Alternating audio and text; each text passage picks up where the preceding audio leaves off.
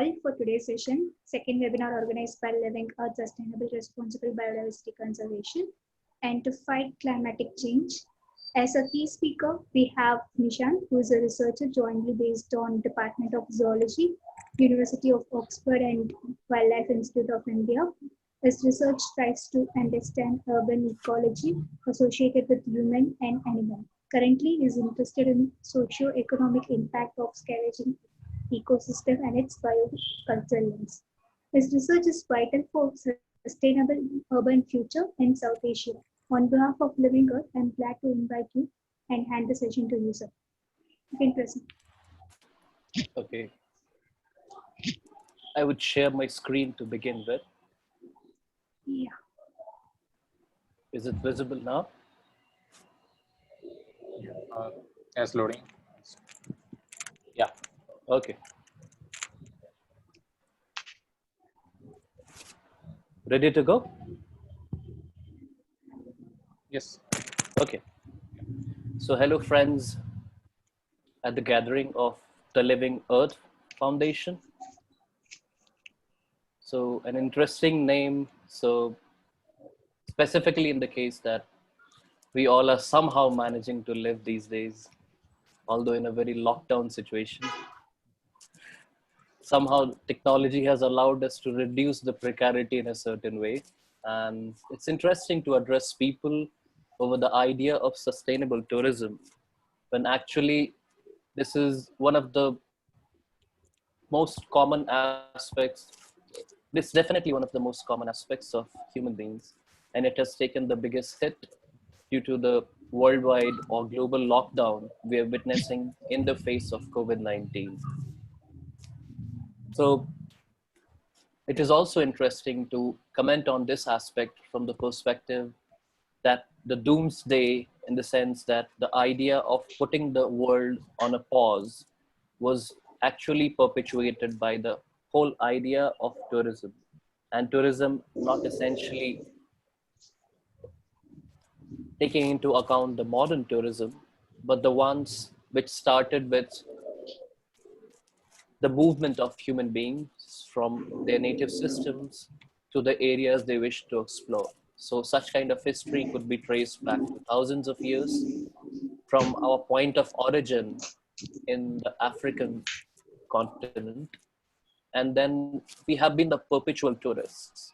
So for the folks who have joined us just now, would it be tough for you to imagine that we started with about 10,000 odd numbers, and today we are roughly at the number 8 billion. And this in itself has been quite a journey. In this journey from our African continent and in the way we have spread on all over the globe, it takes its account in the sense of our tourism in one sense, and how in bits and pieces or in context of small communities, we started settling down. But as people say, the whole concept of why humans could leave the idea of being hunter-gatherers and became settlers is somehow stuck in the concept of being a tourist, exploring new places, and settling down, and the chain goes on. So today's talk would have these perspectives in context of how non-humans would be responding to what humans do when they move around, right? So I thought it to be something which would be very interactive. And Subish said that it is about a 50-minute presentation. And if Preeti would allow us, then people can pop out questions even right away if their audios are working.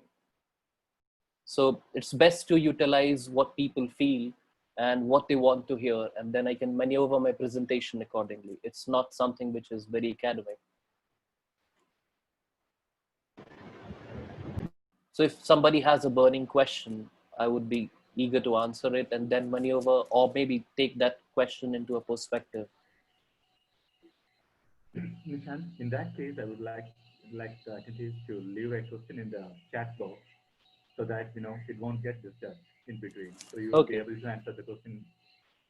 Okay. Okay. Perfect. So People, in case they have questions, they can leave it in the chat box as suggested by the admins. And here I go.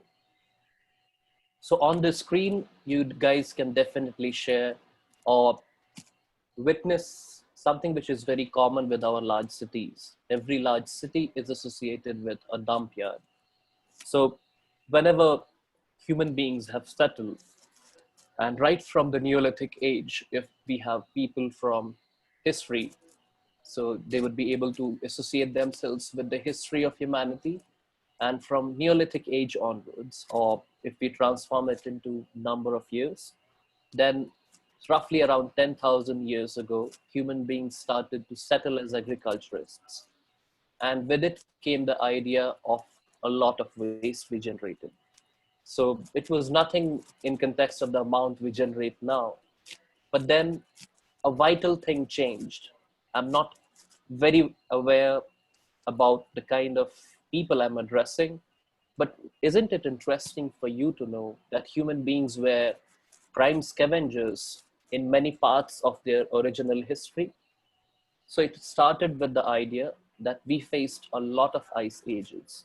As you could relate, ice ages essentially mean that you would have low food supply and you would need to subsist on something which is meager, which is not so optimal. And in those cases, human beings were confrontational scavengers. They used to compete with other scavengers and predators and take their meat. So this vital thing changed as we started to settle. And this settlement allowed us to create a lot of waste. So all these scavengers, which were essentially confrontational to us or which used to compete with us, somehow started to alter their relationships in the face of a lot of human associated garbage. And as you can see on the screen now, these relationships developed into socio-ecological relationships, depending upon how locally human beings were associated with a certain set of animals. As you would relate with the idea of biodiversity. So the whole concept of tourism or the whole concept of seeing new places or new avenues is always associated more with the non-human aspects. Even human aspects take a lot of inspiration from how the non-human aspects are all around us. So our art expressions which take into account how our landscapes are or how our animals are well captured into the history of humanity. So if we talk of our common cities from north to south and east to west, you can underscore a lot of socio-ecological relationships at times, and quite frequently in a lot of these communities within the South Asian landscapes, these are expressed also in the form of religious philanthropy. So people have a patronizing attitude for the animals which are living around us, and it can be linked to the religious expressions we have. Perfect. So when we look at various nations, we forget that even human beings are quite visitors in the sense of evolution of Homo sapiens sapiens. So our oldest fossil records can only be related to 350,000 years, roughly. So in that sense, the earliest human-like or Homo genus member took appearance on Earth roughly 4 million years ago. And in that perspective, something like an odd scavenger, which you guys see in this part of the world called black kite, on which I will be focusing this particular talk, came and its ancestors came on Earth 25 million years ago. So you can well appreciate the kind of adjustment these guys or these birds might be having with their part of local worlds, and in conjugated system you can see how well they are spread in the old world. So even before human could call themselves as lordships on Earth, there have been scores of different species. At times, it allows us to appreciate the diversity through which multiple species have expressed themselves on Earth. It also should humble us in the sense that we are one odd species from the million other different life forms with which we share the planet. The whole ideology of the living earth would possibly rest in this notion that while being from 10,000 odd humans to 8 billion, which is the current score, we have transformed a lot of ecosystems. And we need to take into perspective how our changes are going to affect the non-humans. Because I guess if we do not have non-humans, at least even for the COVID-19 times, we can feel the precarity. At least in these days, we can appreciate a song of a small bird which might be chirping on our balcony. We take pleasure into the photos which people share from their backyards. And somehow the whole pleasure which we share with each other, although virtually, has started to give a meaning into the domain of life, which is on the lockdown.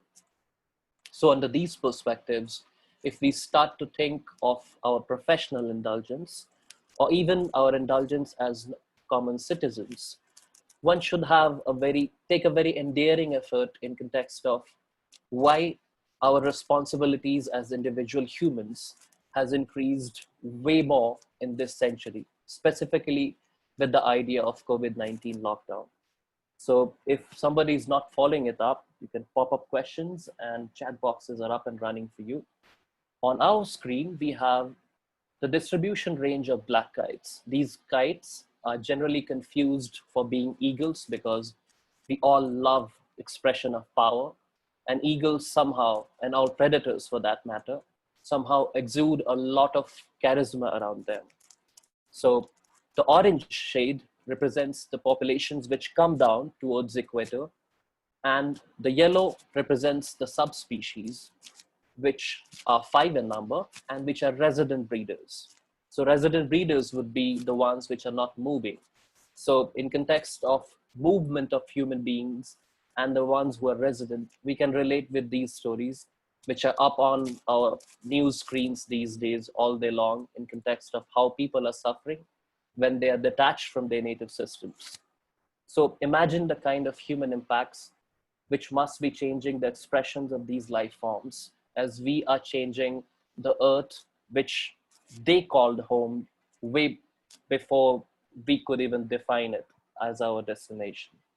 So on this screen, it can be visualized much better that these journeys, which one of these subspecies, which roughly is commonly called black-eared kite, makes from the Central Asian landscapes to our part of the world, has a lot of significance. If you can focus their journey, which starts roughly from the base of Mongolia, they transect the Taklamakan Desert in China, which is roughly the size of Germany.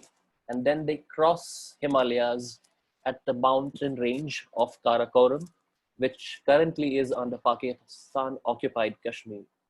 So in these places, they take an abrupt turn, which must be because of the wind directions, and they reach here in the Indian landscapes.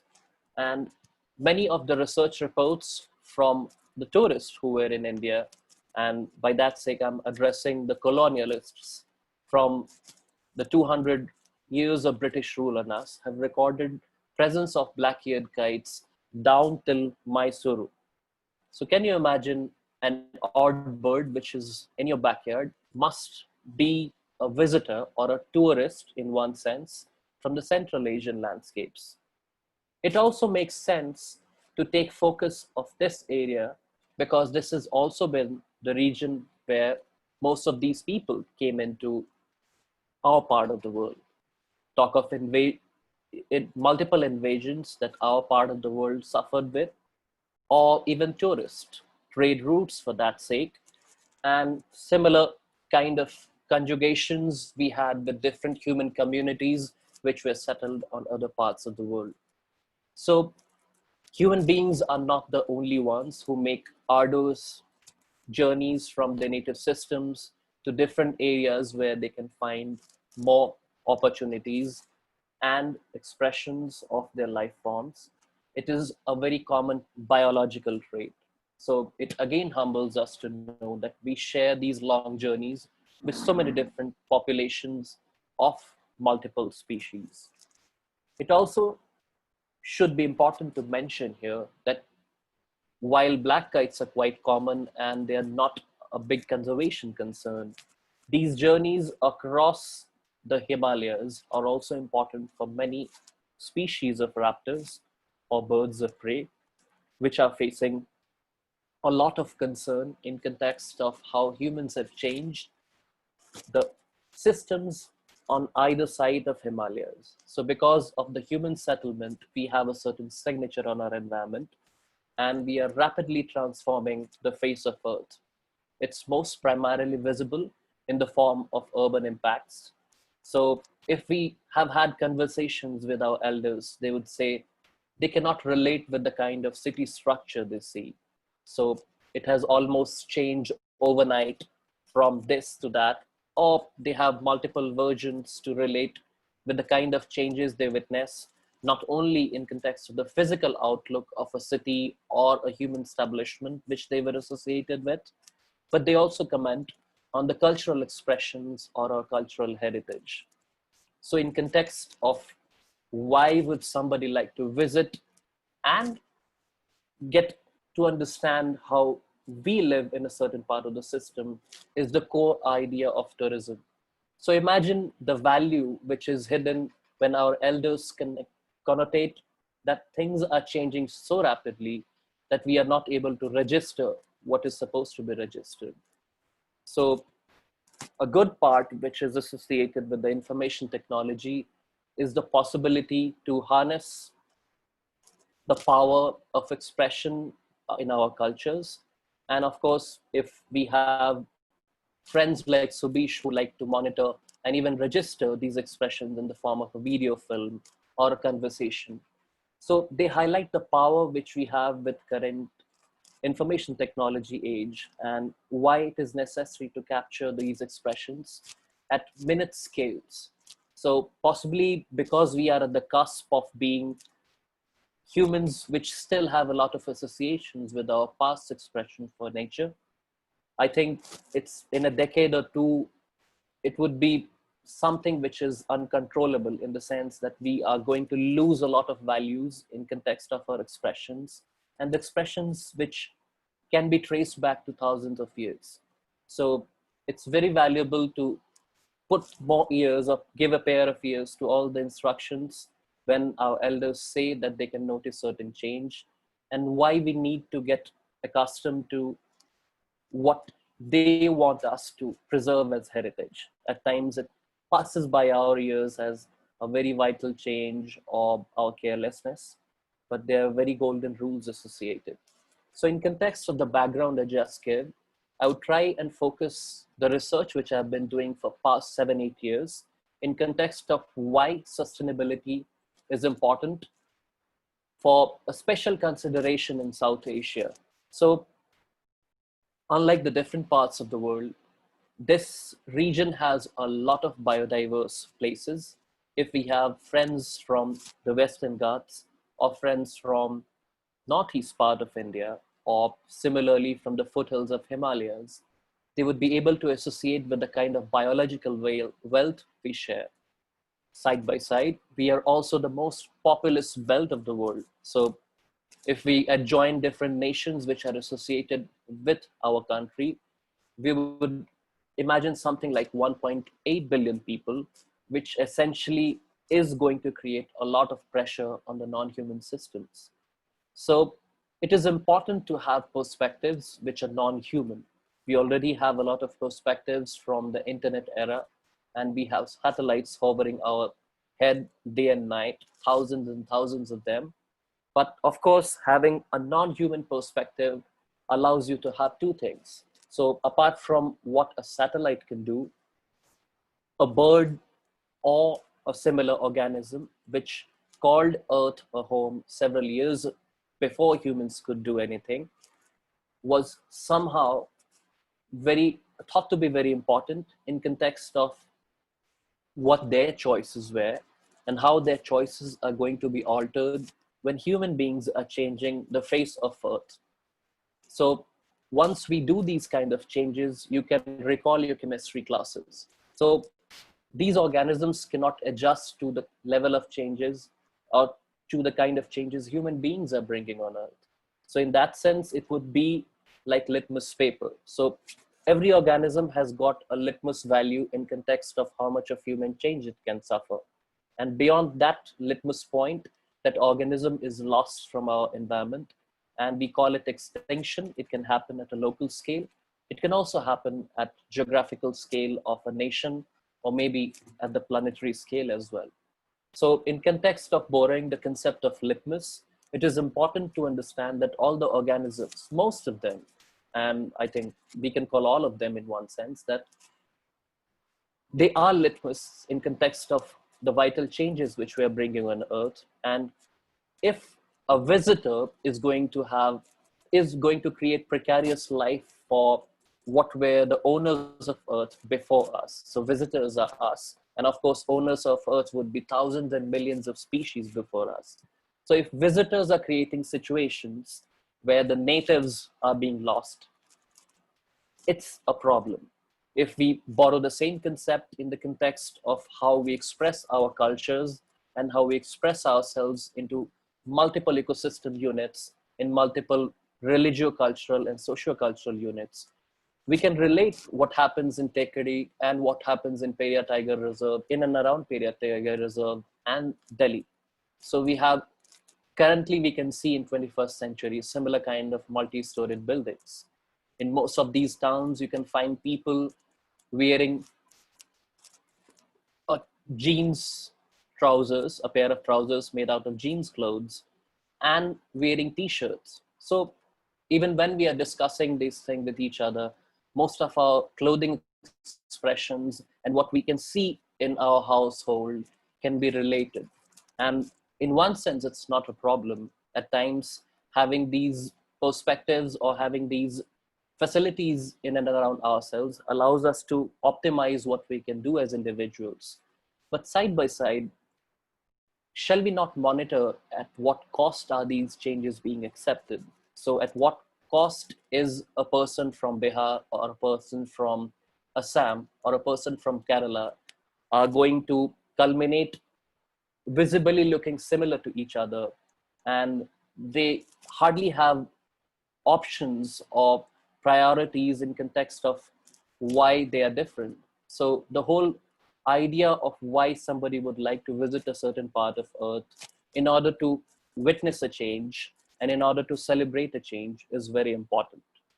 So in the next slide, before I go on to discuss why it was necessary for us to do a similar kind of monitoring for kites, it is important for us to register why tourism is associated with the very core humanistic belief of identifying change. So human beings have a very innate ability to identify discontinuities in our environment.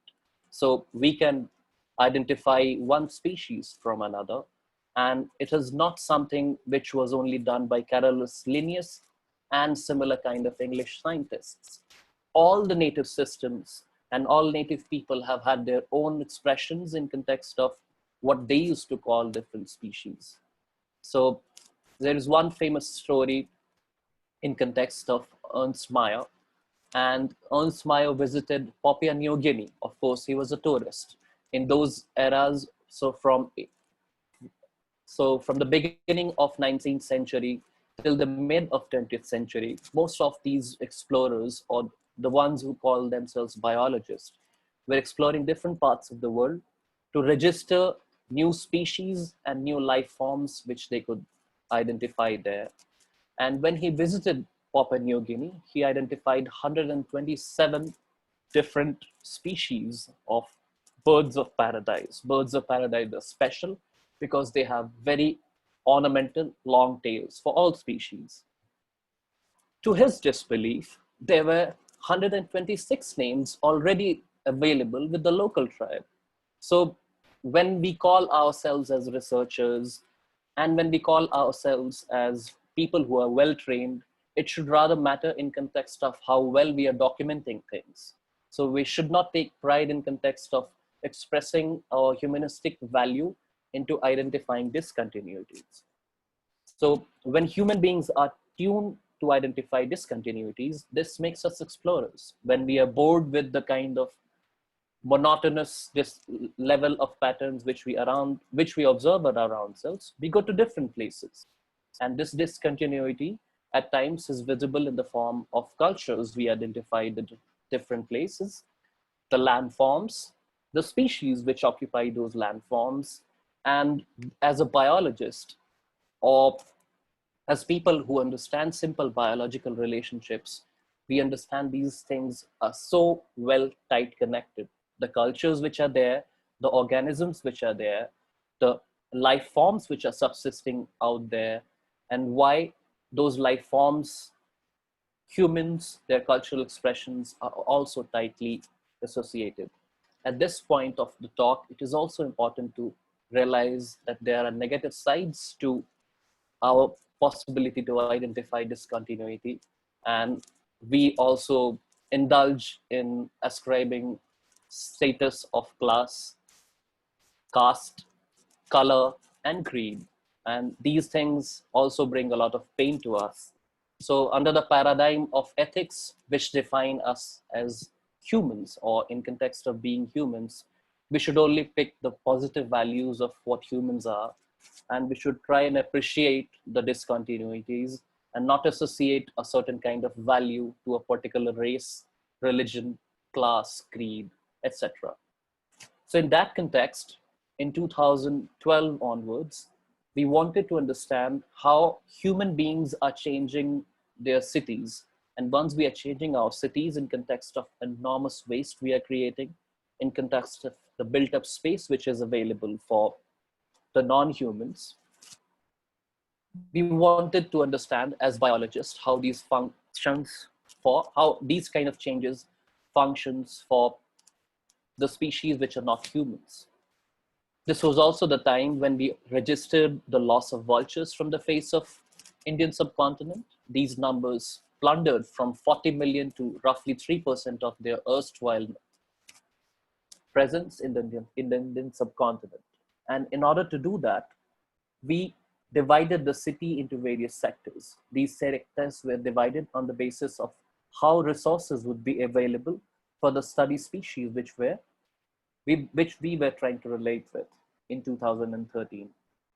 So as you can see on the screen, it was few of these study plots which were of 1 square kilometer were distributed in the core part of the city, and few were distributed in the green systems, in the agricultural systems, and likewise. With this kind of extensive survey to understand nests. So whenever you are trying to understand how well a system or biological system or an organismic system is doing, you need to understand the biological component from its breeding levels. So I will try not to bore people with a lot of biology, and you can simply relate it in context of how well a human population is doing somewhere.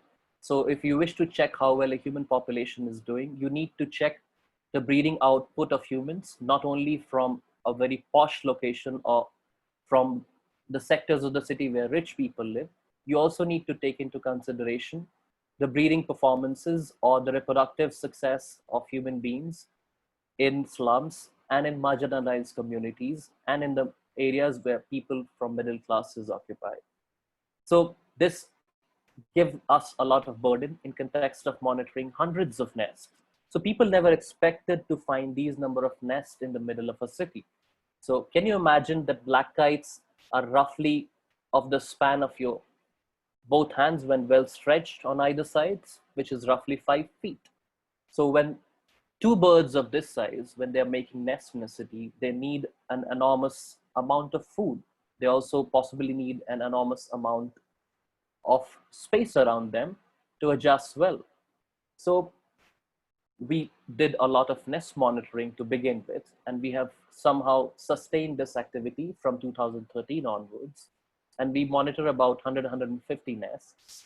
If you can see on the right side of the image, you can notice a small transmitter on the back of a kite. It is tied on the back of the bird, much like how you put your bag while you go to school.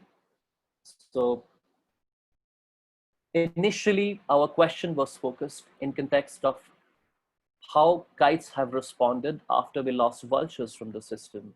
And the first preliminary analysis in 2013 told us that the overall density of black kites in the city of Delhi has not changed. And if you can relate it in context of the kites which are coming from outside Delhi, so they were coming from Central Asia as bird tourists into the Indian systems.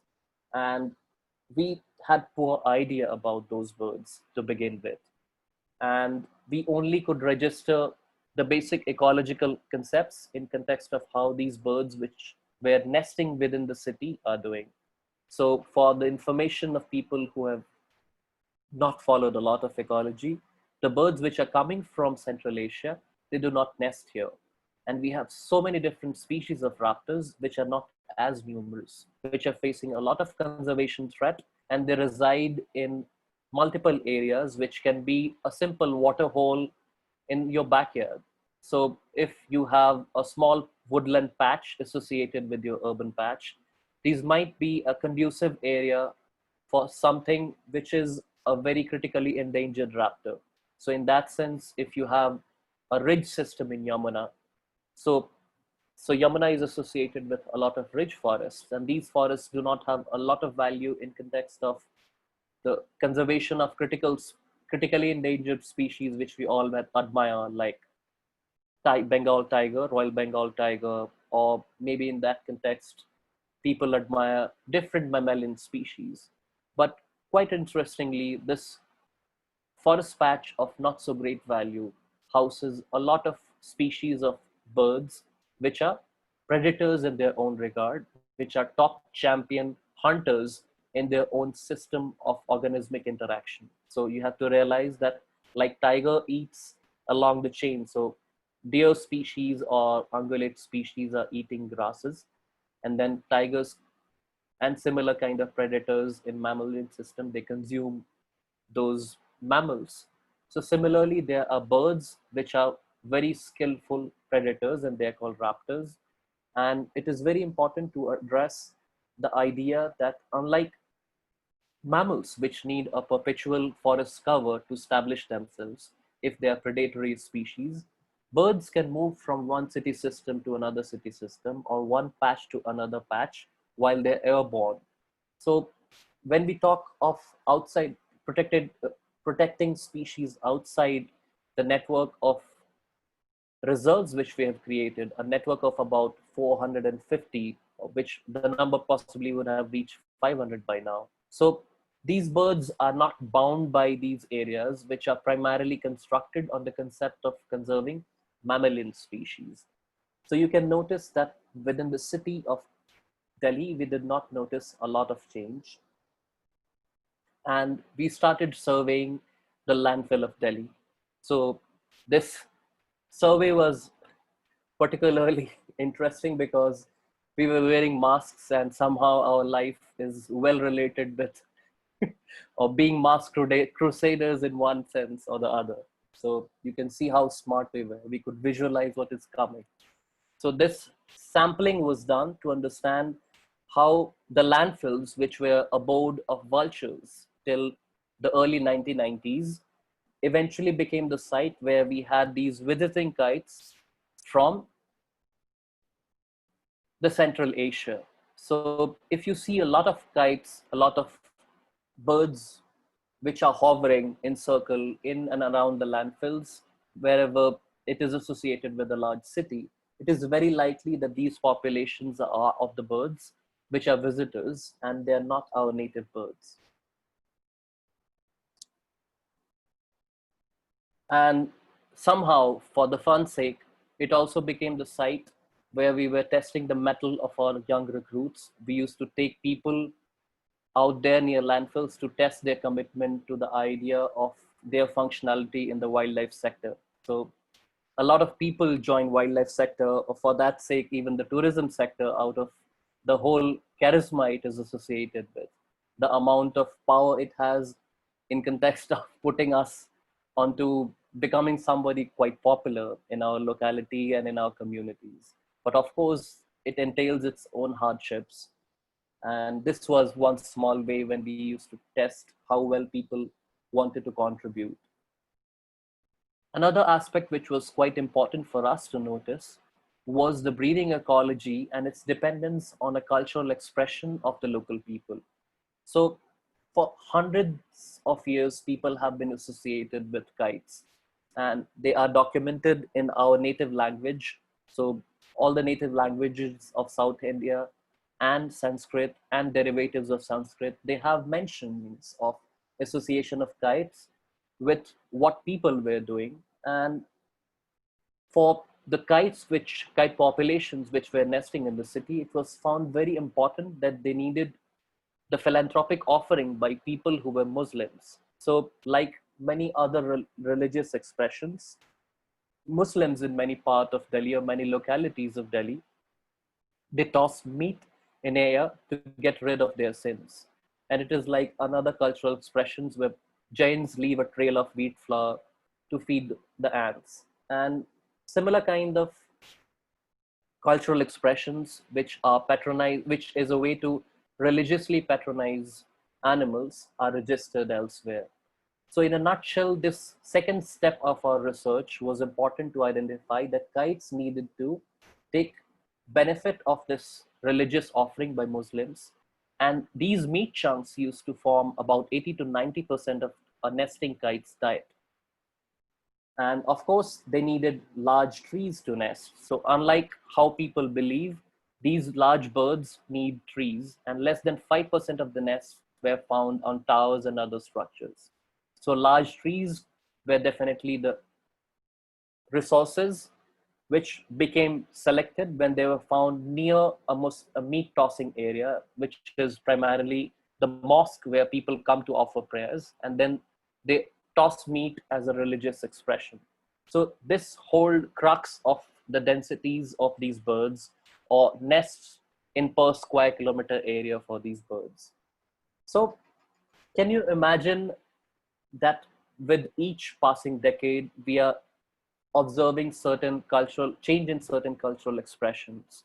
People of our age and younger are not interested in similar kind of cultural expressions to animals. We have different challenges in life.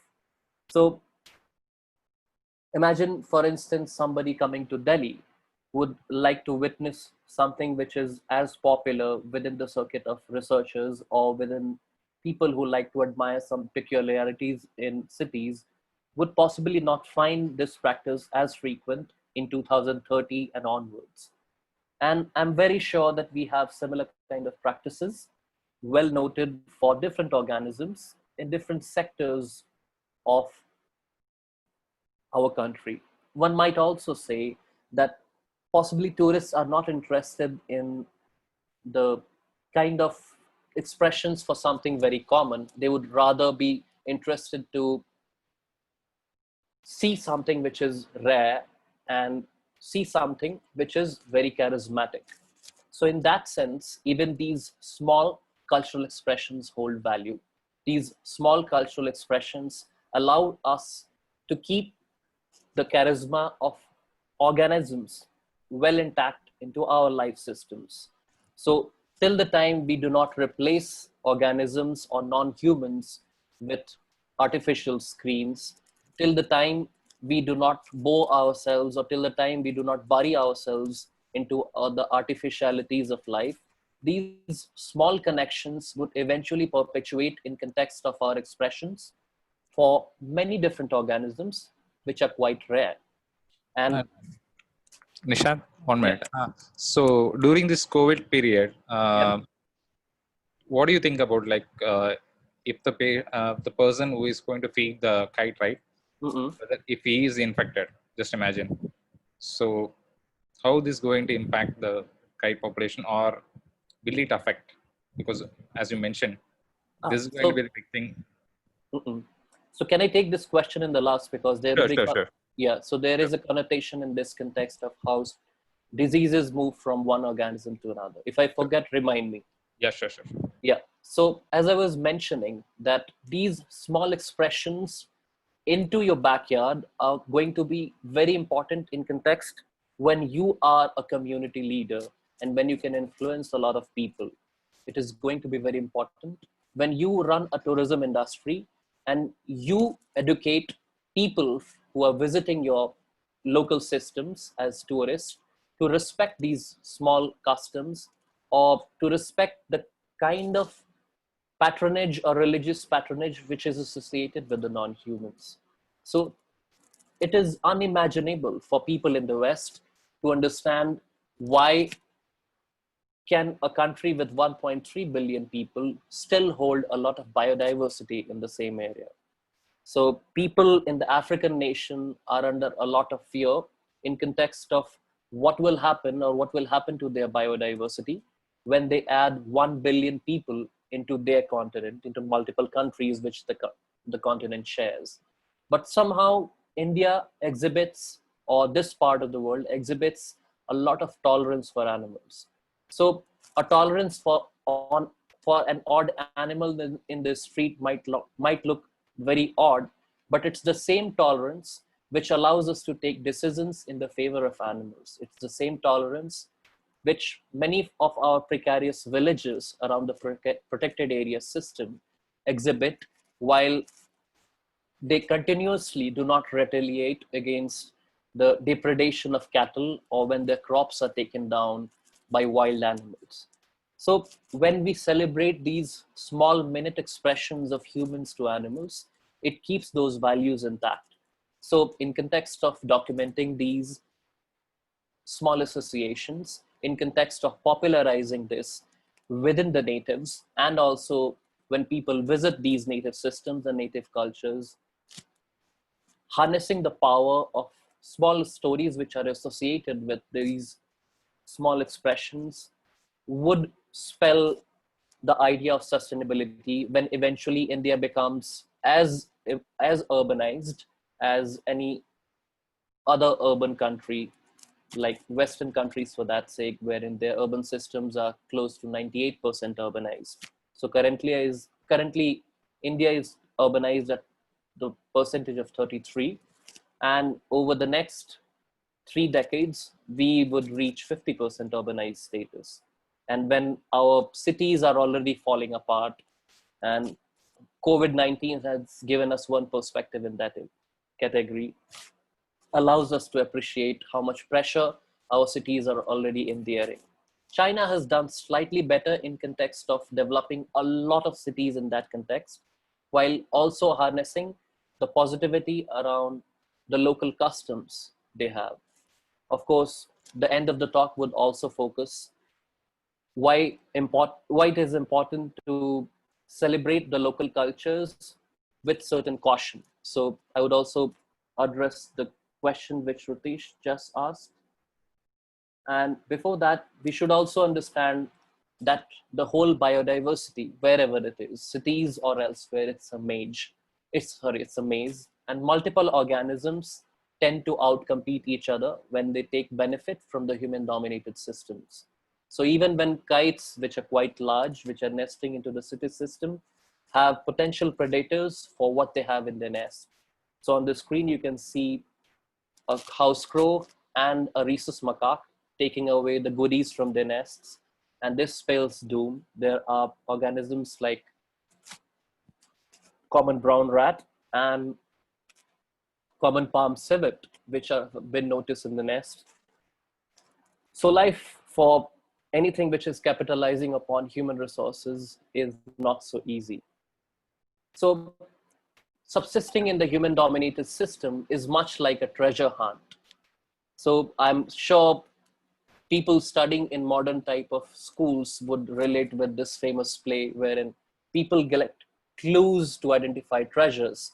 Similarly, when kites are taking a chance to capitalize upon the meat chunks which are tossed by Muslims in older sections of Delhi, they take cues. So the analogy of clues which we have in a treasure hunt is cues. Animals take cues as an understanding to subsist into the lockdown which is practiced in their nest. So we are heavily affected by a 3-month lockdown, but the kite female, which incubates and broods the contents in the nest for 60 days out of the 90 days of breeding cycle observes lockdown, and the poor male has to come and feed. So this treasure hunt has a lot of value, and you can imagine it in context of a kite which flies past over your head. So one should respect that how much that particular bird is striving to keep the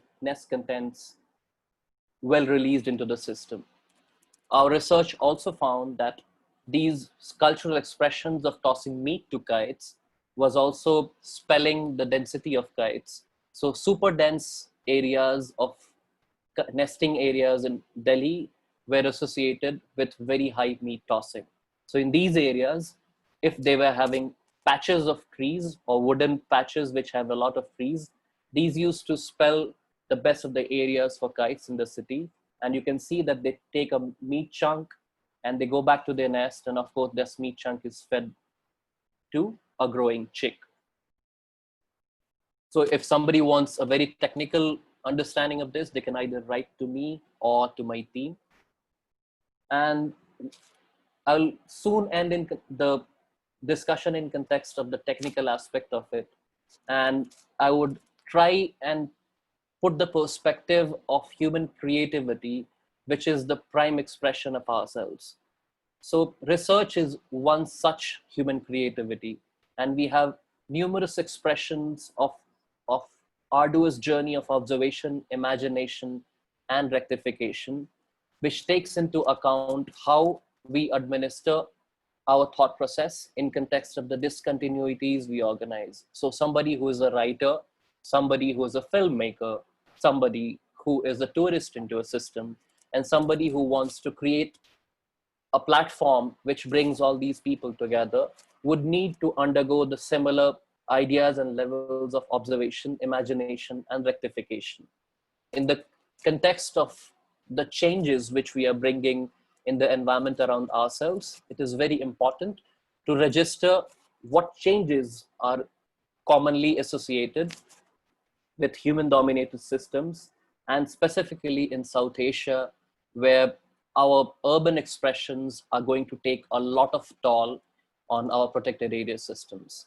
So if you have a lot of muck being spread by human beings, if you have a lot of filth which are being spread in our cities, and if our river systems are associated with that filth, if we put a lot of filth into our river systems and city systems, somehow it is going to have a cascading effect on our small block of protected area systems. So protected area system are defined by 5% of the land units in our country. So in that context, imagine the kind of importance we need to bestow to the non-protected area systems, how much we need to observe and critically observe the kind of changes which we're bringing into the 95% of the area. And one small mistake of creating a change, which is in context of putting a lot of pollutants into a system, or in context of bringing about a very vital change, for that instance, building a large dam or bringing down a patch of forest. So when we do these kind of changes, it creates enormous pressure very rapidly on those small units of protected areas within the 5% of our country. So an interesting aspect which I would like to share with you was the aggressive nest defense of black kites. So every time we used to go and monitor their nests, we used to get hit on our heads. At times they used to bang on our heads 100 times, and this used to leave us perplexed because a certain part of the population was doing this, and we could understand that of course there would be a cost associated with the idea of a bird which comes and hits on your head. So in that perspective, we wanted to understand why the defense scores which we ascribe to this basic behavior. So the score of 1 was given when the birds were not doing anything in context of defense. The score of 2 was given when these birds were doing a lot of alarm and circling around the person who was going up on the nest. And a score of 3 was given when they used to actually attack us while alarming and circling. So those attacks was also done on the person who was going up on the tree to sample the nest, and also on the person who was taking data or the one who was holding ropes, etc. So it was expectedly in context of the nest content, the nests which were very mature and the nests which had a lot of chicks and eggs. That's the nest where we faced a lot of attacks. But it was also interesting to note that the very urbanized kites were the ones who were attacking us. So roughly, it can be translated into two aspects of the urban physical structure, which houses certain type of aggressive kites. It supports a system where kites who are accustomed to human presence would be responding to human beings as a potential predator. And in context of biology, it was important to understand this behavior where a predator tries to dissuade all other potential predators on the nest contents. So this aggressive behavior was also explaining why certain nests were more successful. The birds which were more aggressive were more successful. So if somebody wants to go into the details, they can contact. I will not bore people with this data. We'll quickly jump and summarize this talk in context of the movement of black kites from the Central Asian landscapes to Indian systems. So on this screen, we have a slide or a screenshot from the eBird platform. I'm not aware how many of us are utilizing this platform, but if you focus on the data from 1975 to 2019, the June-July segment says that most of the sightings have been done in their native regions. If you do the same thing for December to February, you see that the most birds have come down. So this thing was recorded by tourists or colonialists who were observing birds into our native systems for hundreds of years. And it was interesting for us to say that a substantial part of this population resides on our landfills. This was done by putting transmitters on the back of multiple birds. And this is how we capture these birds. We put mist nets and we trap them. It's a very tedious activity, not very pleasant. And out here, you can see those routes. So isn't it fascinating to understand that birds from such a large area congregate upon a landfill? So this hints at the power till which we augment natural systems. These journeys these birds are making from the Central Asian systems to the Indian subcontinent is something which must have happened for thousands of years before human beings came in. But you can see that we did not expect them to return back to the same landfill. So imagine that before human, after humans came, and when we became settlers, and when we developed cities in roughly 100 or 200 years, we have created enormous responses from the non-human systems.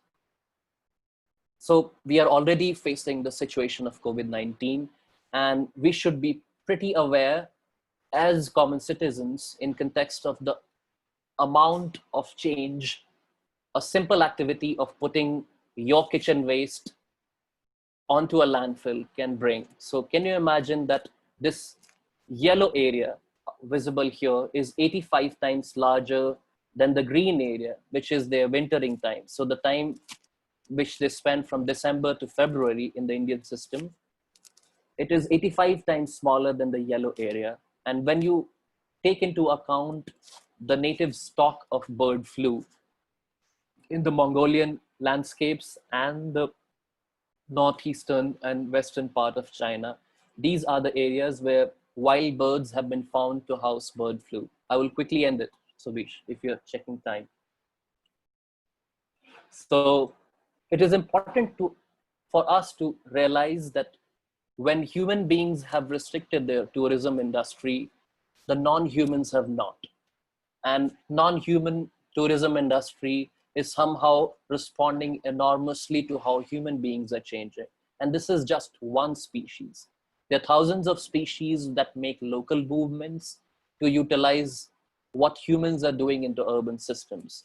So it is not odd for us to see or to visualize things in an evening sky. You see a lot of frugivorous bats which are doing certain kind of movements. If you are an early riser, you can witness flock of birds moving from one part of human dominated landscape to another part. The idea is when we are changing human dominated systems, it is getting registered by non-humans in context of either humanistic pressures or in context of how much resources are being augmented by human presence. Another thing which would be very essential to relate would be the swarm of locusts. So recently, our country and our neighboring country systems are affected by swarms of locusts. And it is all related in context of why certain resources perpetuate a lot of trouble, while in other cases, they deplete certain species. So as I just talked beforehand, these registering of observation is not only possible for professionals like us. I only have a pair of eyes and a brain of 1500 cc. And probably I can request my friend Subish, who is into certain other profession but trained similarly like me, to do similar kind of observations. But still, it will not suffice to the level of changes which we are witnessing in our systems. So imagine if our citizens or people in general, if they became better observers. And this is not something new. We have always been good observers into our landscapes. And of course, it is documented into a lot of our literature. So I've just superimposed a diagrammatic representation of Silk Route. And you can see how these routes are flanked by the routes of kites. And then the points where a lot of these routes meet here at the city of Urumqi and here in the river valley of Hotan, these birds tend to congregate their movements, and that signifies the association they must have had for a Silk Route which is more than 5,000 years old. So in that context, these journeys which these birds are moving from Central Asia to a landfill in Delhi and back, and with numerous different cities in India, holds importance in context of what they are taking from their native stock. It might be a pathogen, and what they are taking from our landfills and distributing it along their ways. So we are suffering with one similar problem called COVID-19, which essentially is the jump of pathogens from one organismic system to another organismic system. So viruses and other pathogens cannot move on their own. They need a vehicle called vectors, and somehow humanistic changes are bringing such kind of impacts on the non-humanistic systems. So we are quite perturbed by the idea of people moving, of migrant laborers moving from the city systems to their native systems. Of course, our heart breaks over the imagination of the trouble they must be having when they need to stop. So at the places where they're stopping, thankfully there are citizens who are offering them food. Similarly, when the birds move from their native systems to the areas where they are tourists, they tend to refuel at multiple locations, which ecologically are called stopovers. These stopovers are very important in context of surviving these populations. So a lot of charismatic birds, which you get to see, a lot of charismatic animals, which are there in the landscapes of Africa, which are moving from place A to place B, have to be associated with these stopovers. Unfortunately, because of the human impacts, we are changing these stopovers by so much degrees that it impacts the populations. For instance, we used to have a certain species of crane, the Siberian crane in Bharatpur, and people used to shoot them on their way to Bharatpur. So we don't have the population which used to migrate from that place to another place. So imagine people who wanted to visualize Siberian crane in Bharatpur, and if somebody wants to see that species of bird in Bharatpur, can no more do so because of a simple humanistic expression to fill their belly. So as I said, we need to register observations, both as natives of a place and even when we are tourists. It is also important to take into consideration when similar birds like black kites and other organisms take food from our landfills or from our trash. So we know the stories of many elephants which take benefit from our dump yards. So when these kites are feeding onto our systems, they can accumulate a lot of toxicants. They can also magnify the amount of toxicants along the food chain. And recently, the concept of microbiome, which is the biota which is living into the guts of these organisms, as it does in our gut, takes a lot of effect in context of what they are perpetually eating. So it is very important for us to register when they are feeding on the meat chunks about which Rutesh just asked. And it is important for us to register the kind of research activities which are going around. So at times when we are tourists and at times when we are simple residents of our native systems, we can help researchers by identifying tags or bands which are placed on these birds, even from the people who are doing the stuff in Mongolia. So if you notice a bird wearing a particular wing tag, which is green in color, it might be a visitor from the native system in Mongolia. So do report it. And now this is the last slide in context of the question which was being asked. So on the screen, you have the context of bird flu exhibited by a scientific report from Zoo and colleagues. And over here, I have highlighted the two routes through which the populations of black kites enter our subsystems or enter the Indian subcontinent systems. So in this context, it is very important for us to register that birds, mammals, and humans are part of the mammal group. And in this context, we are interacting progressively more as we urbanize our systems. So when we talk of a pathogen, it is very likely that the human pathogen would come from a mammalian pathogen. It is less likely for a bird pathogen to impact a human pathogen, although it is not that it can be nullified. But most likely it is through a very generalist pathogen, which comes from a bird, enters another generalist host, at times pigs, bats, and rats in that sense, rodent species in that sense, and then it jumps over to humans by these multiple hosts around us. So as vectors are organized around humans in context of the species with which we share our landscapes, it is important for us to do a lot of observations. And as I repeated already multiple times, we need to keep track of how humanistic changes are impacting non-human systems. So imagine the kind of impacts multiple populations of birds must be bringing into our landscapes when they're doing these movements. Thankfully, scientific gadgets are going to allow us to do future monitoring, not just in context of kites, but also in context of so many different species of birds. And even if it does not impact humans, it is very likely to impact bird systems. So monitoring is very important in such context.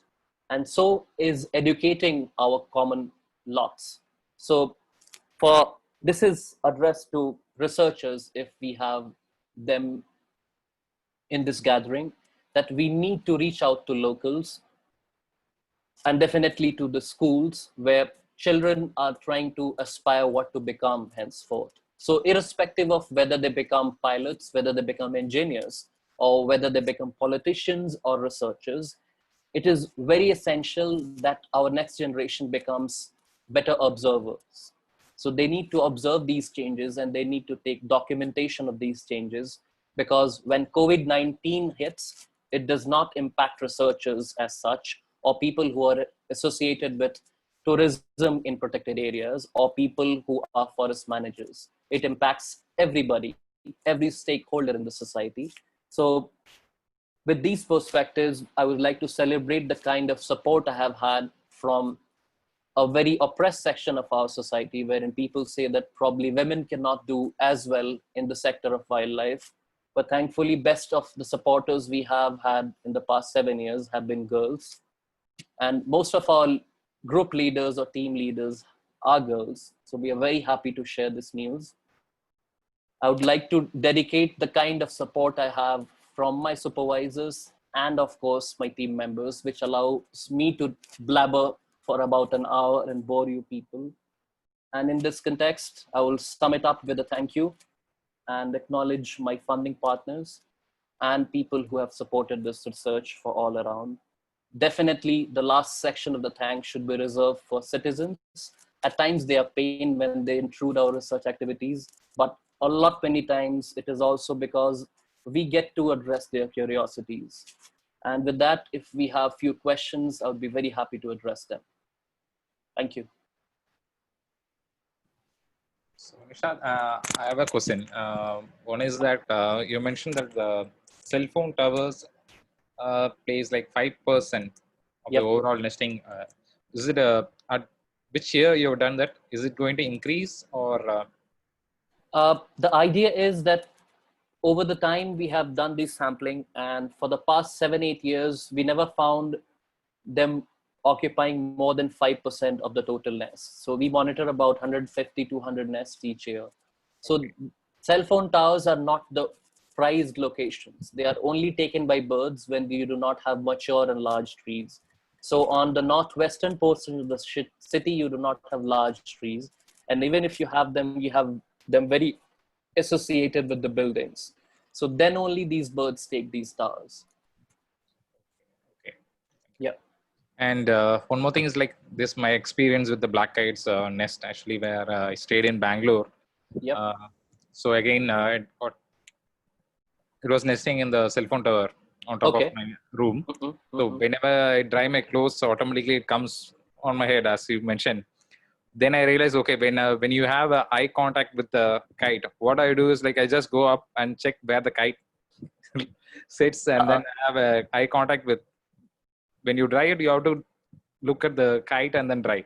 Exactly. They So wait for you to take away your pair of yes, eyes, and it yes, is very yes, common for every predator to do so. And that's yes, why having eye spots is very important for animal kingdom. So yes, there are many butterflies which have eye spots. yeah, So we even have eye spots at the back of a tiger's ears. So yeah, yeah, eye spots function in that way. Definitely, I can very much relate with. And we suggest the same to other people, that if you directly gaze at them, it might save you. It's yeah. not 100%, but it's very It's, fruitful. yeah, it saved me for long. Sure. Okay. Subish? So if people have, So we do have a question from Bhuvaneshwari here. yeah. So for locusts was migration.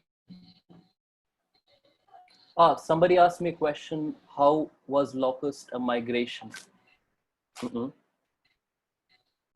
I was not contextualizing locust in context of migration. Migration would rather be a periodic, large distance movement, but I was relating it context of response to human food, which allows locusts to express very heavily.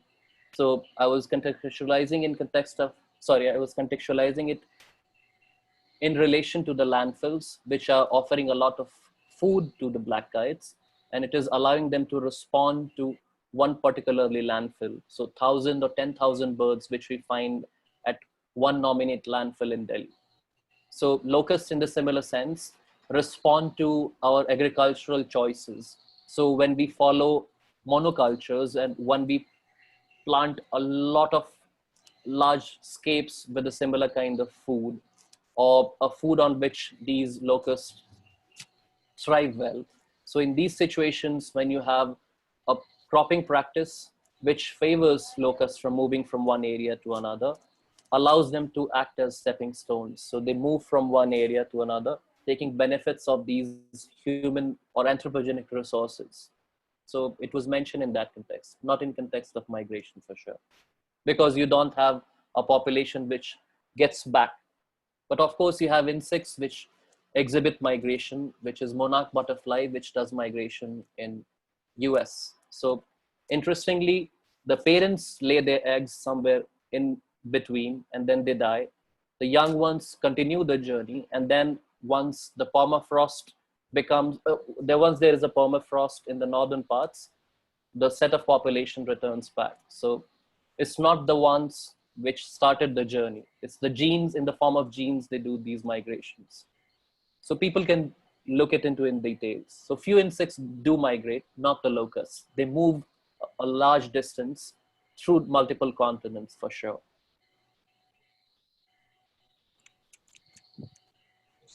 So, and one more question is, what are the factors affected the migration of birds? So it would be very important for us to understand that migration of the birds is driven by multiple things. So imagine yourself to be occupant of a nest. So in that context, you can either be a parent, and with the parent, you associate the idea of a lot of experience. You can also be a juvenile because you don't expect a kite to take away its chick from its nest and take it across Himalayas and bring it to Delhi. So even juveniles do this migration independently, but they need a lot of instruction, not sorry, instruction, but they need to follow the more mature birds. So in that context, one needs to differentiate the young birds and the birds which are experienced. The second thing is the genetics expression itself. So the genetic expression is very well in tune with how the climatic factors are behaving and how the weather patterns are changing in a very localized setup. So because of the genetic setup, which is so attuned to the native systems of these birds have adjusted their body clocks in response to the day-night length. So that allows them to express in context of when they should be starting their movement.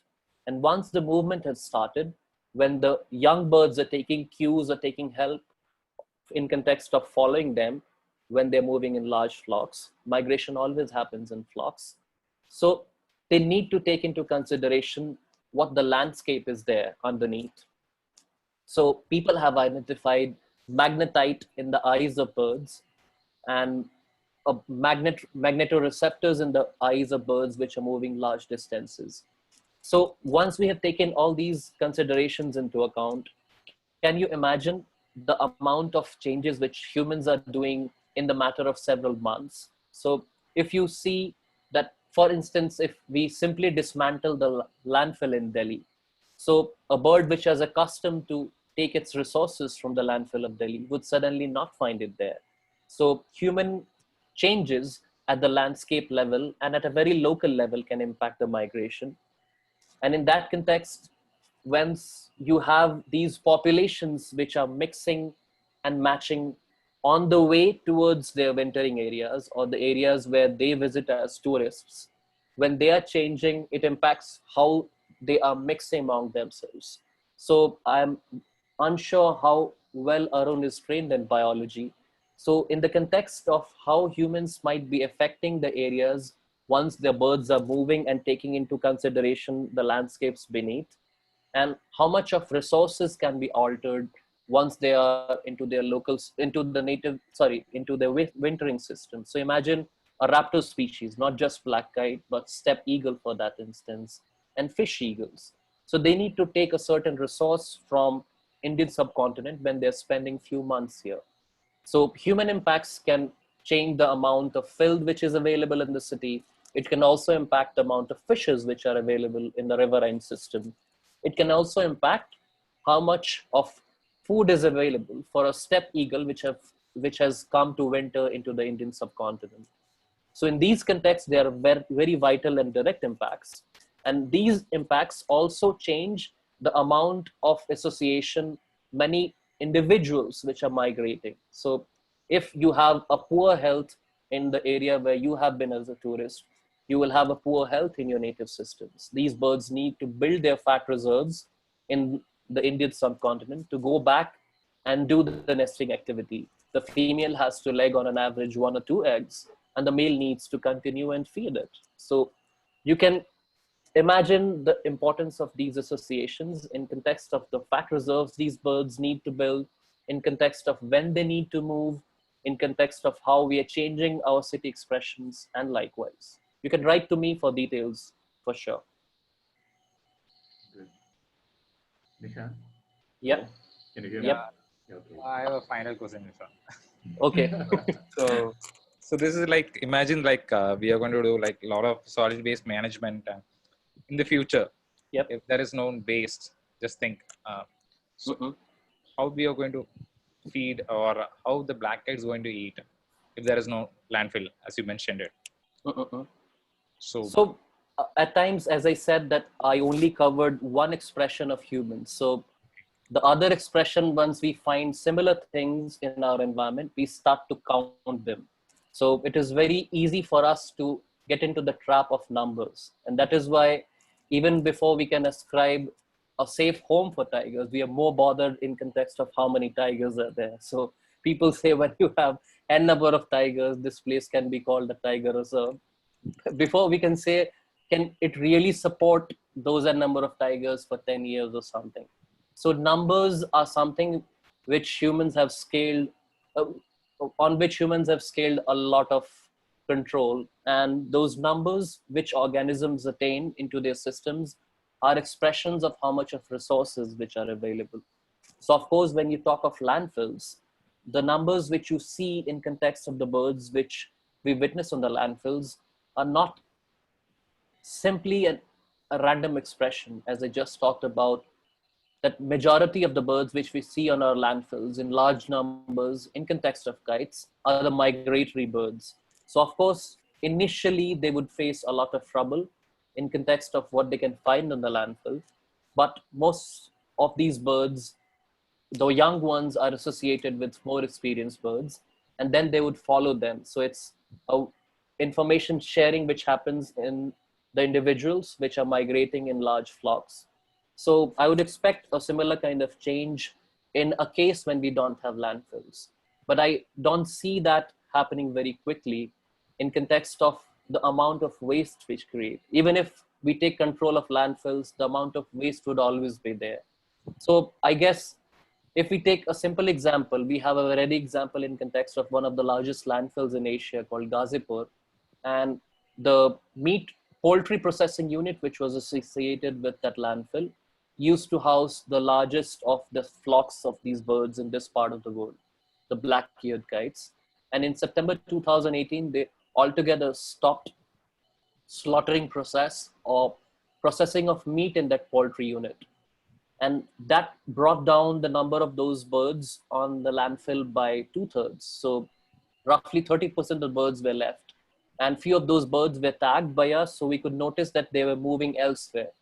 So these birds are product of millions of years of evolution.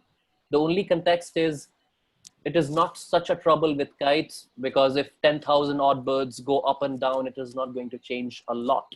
But it is going to spell a lot of meaning when we talk of steppe eagles, when we talk of endangered or threatened populations of many of the fish eagles, which might be affected in context of where our waste is and what kind of toxicants or pathogens are associated with that waste. Because such waste can definitely impact that particular individual which is taking the foraging benefit from there, but it can also impact the populations in context of the individuals which are interacting with each other. We have had a similar kind of example in context of DDT impacting the egg laying activity and the success of nesting success activity of bald eagles in United States. So because of DDT impact, we used to have premature laying. We used to have premature hatching, and then nestlings never used to survive. So I'm very sure that landfill changes would impact a significant part of the birds which we get to see. It will definitely not impact the population as such, because the resident birds are very well accustomed to take benefits of local anthropogenic food. They hardly bother a lot from landfills, and landfills were not found to be the major drivers of the local birds ecology. Landfills and a lot of enormous garbage was largely regulating the ecology of the visitors. So I'm very sure that our association with these large number of kites would change by and large. thank you. Is that the reason why crows couldn't dominate that landscape? What? Is that the reason why crows, native crows, couldn't dominate that landscape? I think it is very premature for me to say in context of domination, because that aspect of research still needs to go into a thorough study design. But I can roughly say that when I have observed these landfills from very early hours of morning, I have registered the populations of multiple populations of pigeons arriving at the landfill to begin with. So in the very early hours, like as soon as the dawn cracks, you can see enormous populations of flocks of pigeons. It is soon replaced by crows, and then comes black kites.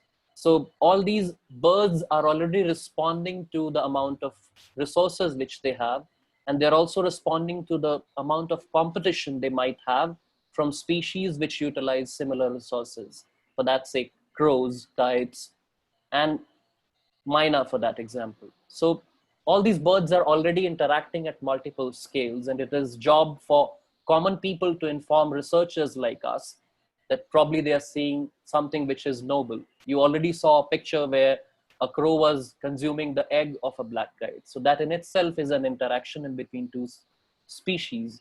And that's why we see the perpetual quarrel in between crow and a kite. So if somebody is a plain bird observer, they would notice that when the when kites nesting season ends, somewhere in April, the major part of the nesting season ends, the nesting season of crows start. So when kites are nesting, crows are perpetual potential predators on their nest contents. And when crows are nesting, kites do the same. And that's why they have that kind of animosity between them. And that's why you see them always chasing each other. At the lower altitudes, crows are masters. At the higher altitudes, they take a lot of beating from the kites. Cool. Yeah. So it's a temporal segregation at Ghazipur landfill for sure, in context of kites and crows. Okay. There is a question like, how long does kite live? Interesting question for our part of the world, because we have not done enough studies. But my colleague from Spain, whose colleagues have studied it for 40, 50 years, have put bands on the legs of these birds, and they found them to be surviving beyond 30 years. So you should expect them to live definitely beyond 15, 20 years in our system. It should not be a surprise. Raptors are long living, definitely the ones which are of the kites and larger size. Yep. That's an interesting info. There is some Sabia Nabi. Yeah, we are seeing that migration of birds are seen in little numbers. Is there any reduction in the migration pattern of birds? Is there any study of black ear? Black-eared kites in specification, I would not say so, because migration as an activity, as I explained a while ago, was a genetic expression. So once you have a certain day length or the circadian rhythm of the bird, individual bird responding to the day length or the daylight length, the bird is already under the urge to migrate. So there is not much change in context of the the migration as such, but I'm very sure in context of the success of migration. So these birds need to follow certain routes. They need to face a lot of hardships. At times, these are storms when they're crossing deserts. At times, they are blizzards of snow when they're crossing something like Himalayan mountain ranges. So in that context, the success of migration might impact what we get to witness in context of what has been observed over the years. One vital thing would be to associate in context of where would a bird like to migrate. So if humans into a particular landscape have changed their urban systems by such a large amount that a migratory population cannot survive there, you will not see that particular population. And last but not the least is when we consume a certain population, for that instance, the Siberian crane. So you don't see them in Bharatpur anymore just because we consume all the birds which could possibly come there and continue the journey back and forth. So I think these are multiple likelihoods under which we see little migration, not in context of that the birds are not doing it. It's just that either we are not registering it or somehow humanistic actions have put an end to such kind of migratory journeys. And feedback link. So they're Actually, asking he for was some. asking in terms of Kashmir. Nishant, can you just Ah, Nadi link? I'm going to read that comment out. I mean, sir, in Kashmir, we see various migratory birds, but now we've seen in little number. But last year, they were not seen in Wooler Lake. Perfect. So as I was contextualizing regarding the human changes. So in this part of the world, specifically for the part of the world which links the Central Asia with the South Asian landscapes, it is close to impossible to predict anything in context of why you are changing why are you witnessing large changes in the populations which used to visit Wooler Lake. Because it can either be because birds were hunted down, it can either be because of the one particular intoxicant which is hampering with their reproductive success. It can also be the whole urban signature around the Wooler Lake, and likewise.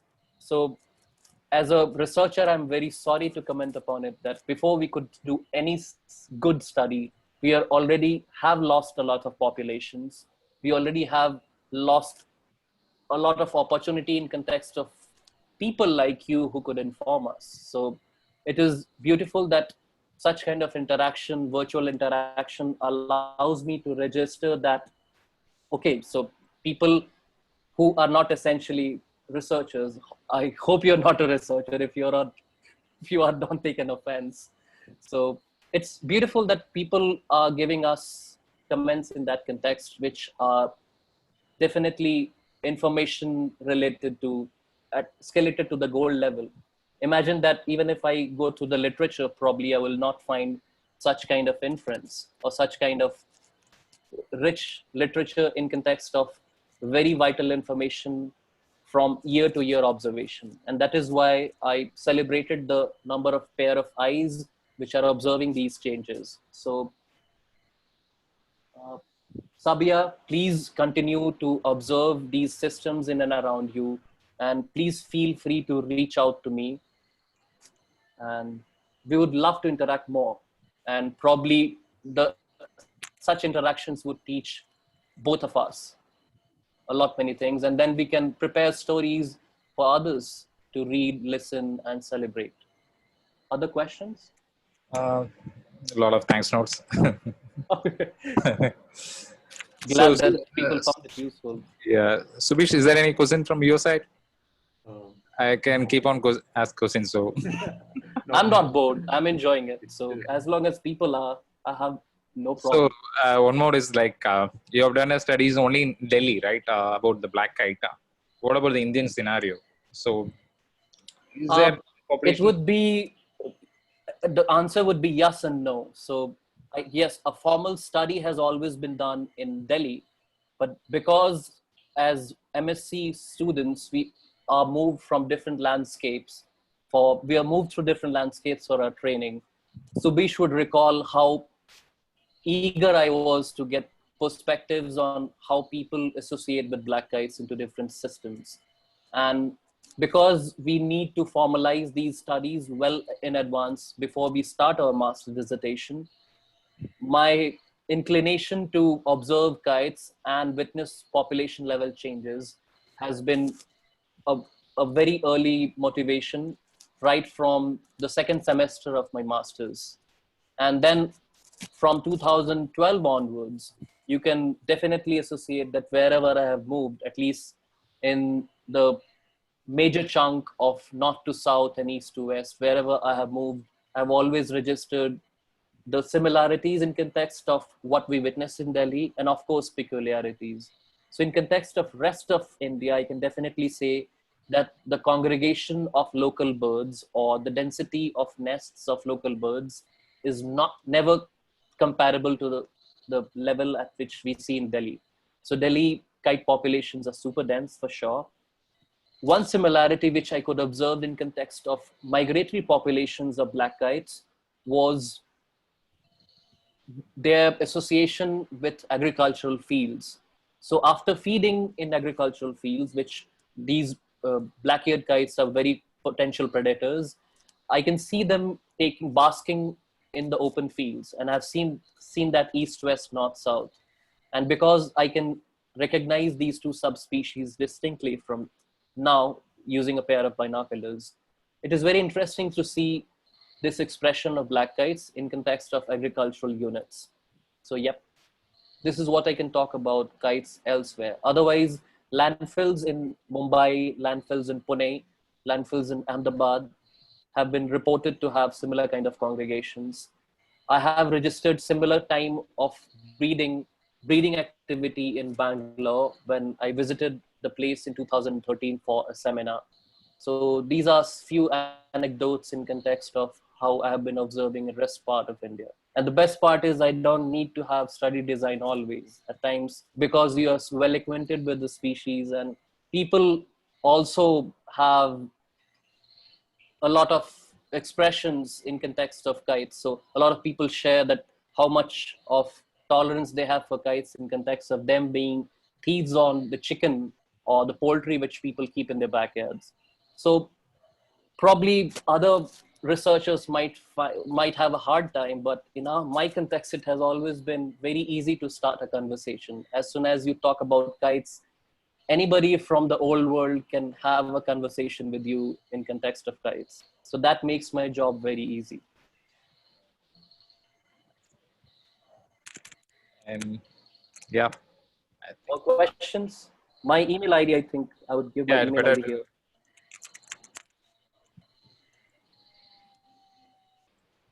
Yep. switch. Do you have any questions? Yeah, I will also okay. share the link of the web page we have so that people can find.